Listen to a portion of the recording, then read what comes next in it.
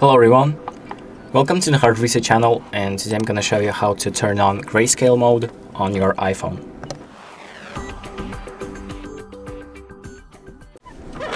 So if you want to make your phone screen gray, you can do that by first going to settings, then we're going to scroll down to accessibility, and scroll down again to display and text size, and then select color filters.